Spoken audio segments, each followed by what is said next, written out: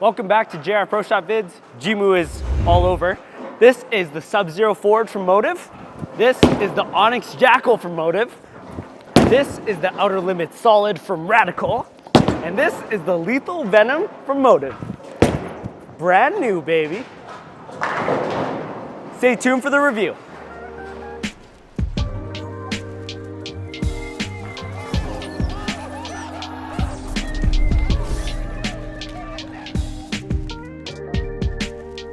Jimoo here. Hope you liked that little intro. I know if you can't handle 4 Jimoos at the same time, trust me, you're not alone. I don't think I could ever be in a world with that either. Anyways, let's talk a little bit about this Lethal Venom from Motiv. I compared this asymmetric solid to 3 other bowling balls that I've been throwing a lot, which is the Outer Limits Solid from Radical, the Jackal Onyx from Motiv, and also, of course, the Subzero Forge from Motiv as well. We're bowling on 40-foot Mercury. It's a nice challenge pattern, so it's not too easy, not too difficult. Has enough volume where we can be throwing these bowling balls. It's not gonna hook too early for us. Usually I would throw urethane on this pattern if I could, but sometimes they hook too much on the outside, and that's when you gotta move in a little bit with a reactive ball.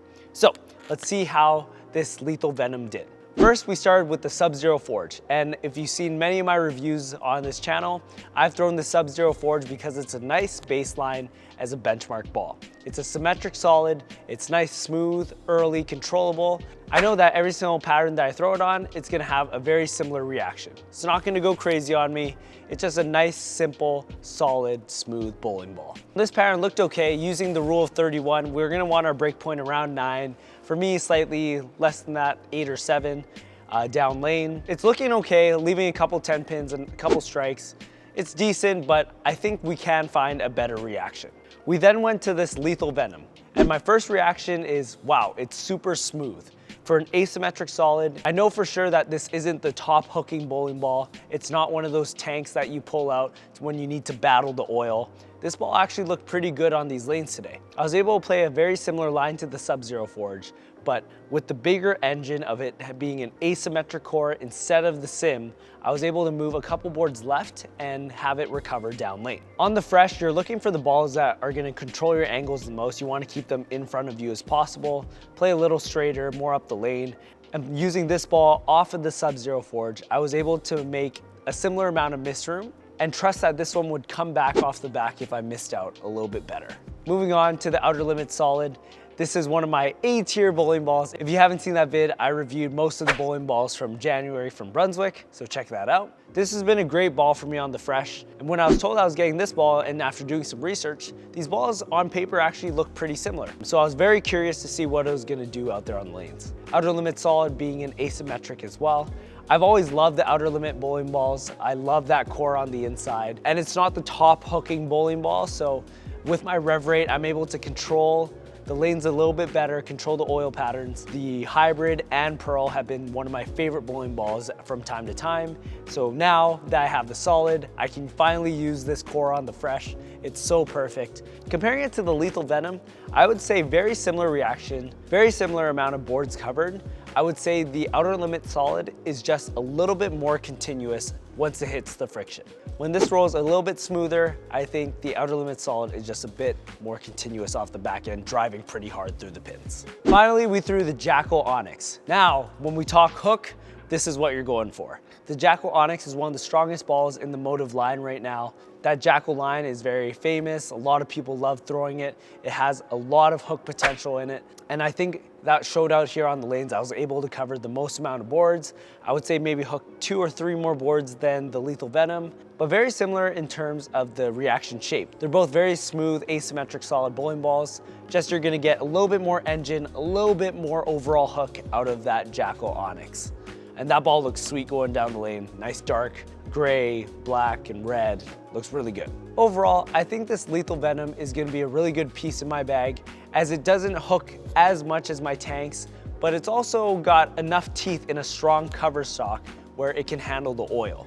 Weaker core and strong cover stock combo is very interesting to me. I threw it out here on Route 66 for league tonight, shot very well, and I threw this on the fresh. It was actually really good because I was able to play left of everyone else so I could throw to their tracks, and this provided a lot of miss room for me at the break point. Now let's get into the ball ratings for this Lethal Venom. Hook potential is up first. That's of course how much this ball hooks on the lane. I'm gonna give this a 6. This is an asymmetric core. It's got a pretty good engine. However, the core isn't really the reason why this ball hooks so much. It's actually the cover. The cover's pretty strong. But with that being said, it's not gonna hook as much as like the Jackal Onyx, but it's not gonna be as weak as one of those lower end balls, so a 6 is where I'm putting this. Now for response time, which is how violently the ball reacts off the end of the pattern when it encounters friction, I'm gonna go with a 4. This ball is very smooth, as I said, as a solid, and it has a very smooth arcing motion all throughout, so a 4 is pretty good.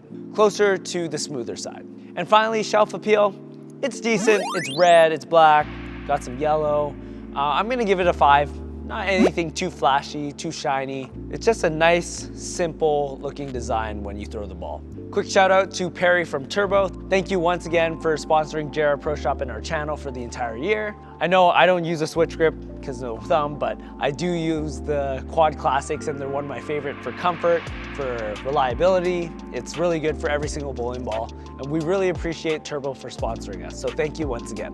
Before we get into the rapid fire and where you can watch all 4 bowling balls back to back to back to back, question time with Jimoo. What is one bowling ball that surprised you? And what I mean by that is maybe you didn't have any expectations going into it. Maybe you weren't sure what the core cover was gonna do. But when you threw that bowling ball, your eyes just lit up because of how amazing it looked, how the reaction going down lane, how it fit in your arsenal. Let me know down in the comments below, what is that one bowling ball that surprised you? For me, it would probably be the Outer Limits, the original, or perhaps this Lethal Venom. Thank you so much for watching. See you in the next video.